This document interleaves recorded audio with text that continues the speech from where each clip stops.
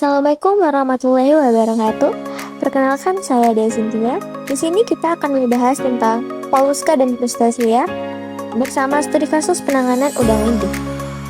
Pertama, kita akan membahas molluska.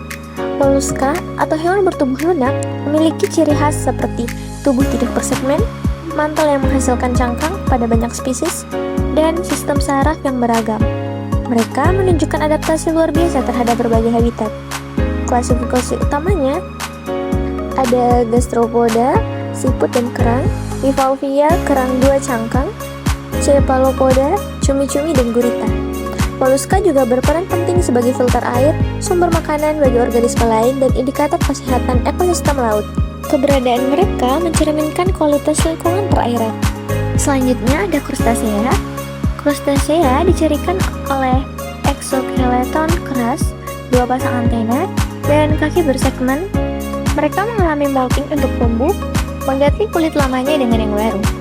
Kelompok ini mencakup udang, kepiting, lobster, dan teritid. Salah satunya adalah udang windu.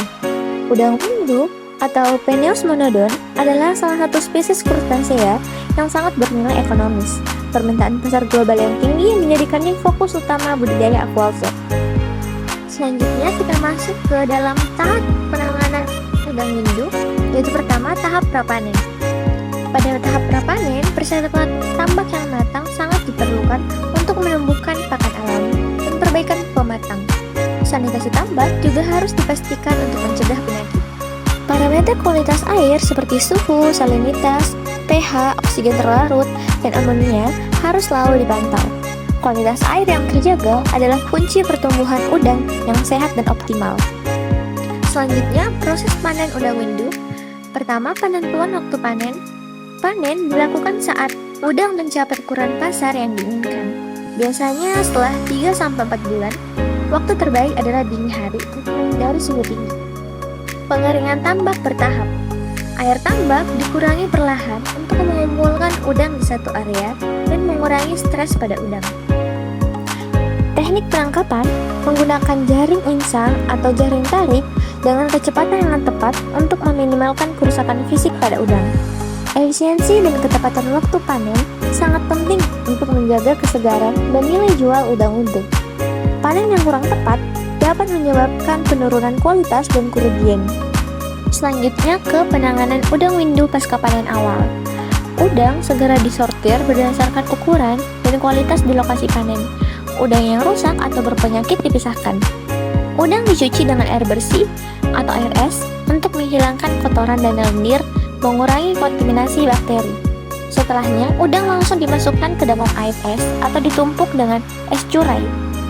Suhu tubuh udang harus diturunkan hingga 0-4 derajat Celcius untuk menghentikan aktivitas bakteri dan enzim, menjaga kesegaran. Setelahnya, udang yang sudah didinginkan diangkut menggunakan wadah berinsulasi dengan es yang cukup, memastikan suhu tetap stabil selama perjalanan ke fasilitas pengolahan.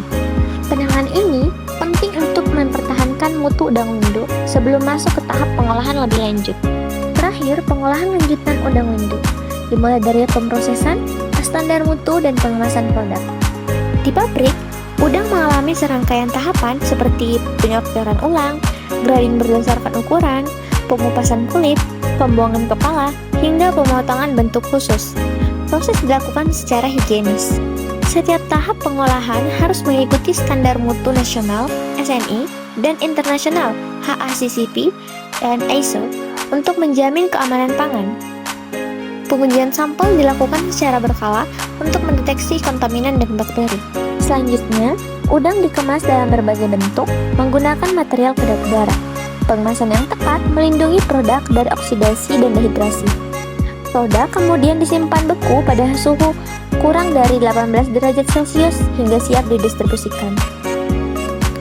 Kesimpulannya adalah Molluska dan Crustacea adalah dua kelompok hewan invertebrata yang hidup di perairan dan memiliki nilai penting bagi ekosistem dan manusia.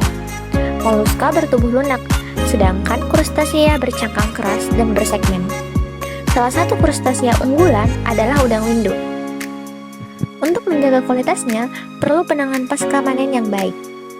Dengan pengelolaan yang tepat, potensi hewan-hewan ini dapat dimanfaatkan untuk mendukung ketahanan pangan dan industri perikanan berkelanjutan.